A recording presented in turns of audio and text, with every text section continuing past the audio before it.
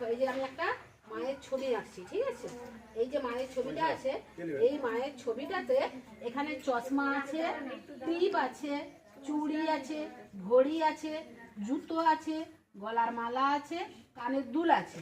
তো আমি এক একজনকে ডাকবো, এক একজন আসবে, আমি যেটা জিজ্ঞাসা করবো যে চশমা কোথায় পরে, তোমরা তখন লাইন টেনে চশমাটা কোথায় পরে সেখানে লাইনটা লাগিয়ে দিবে, ঠিক আছে? তাহলে প্রথমে অদৃশাই উঠে আসো, বলো। এই যে এখানে টিপ আছে, টিপ টিপ কোথায় পরে? একজন মা টিপ কোথায় পরে দেখাও।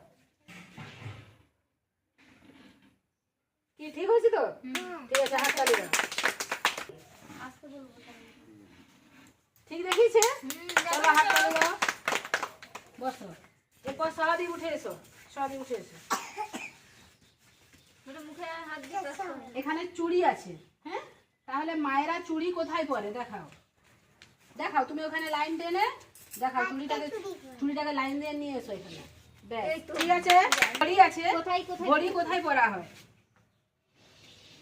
এই তো ঠিক আছে, হাত তালি দাও সবাই।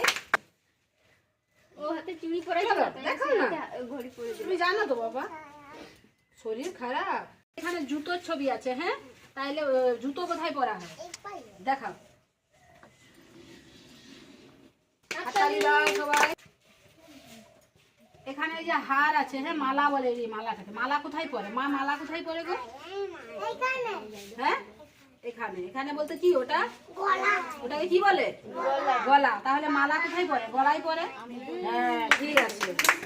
এরপর এখানে দুল আছে, দুল। দুল কোথায় পরে গো? এটা দেখি একটা দুল কোথায় পরে? কেমন লাগছে আরো কানে। বাহ, খুব সুন্দর, ভালো হয়েছে।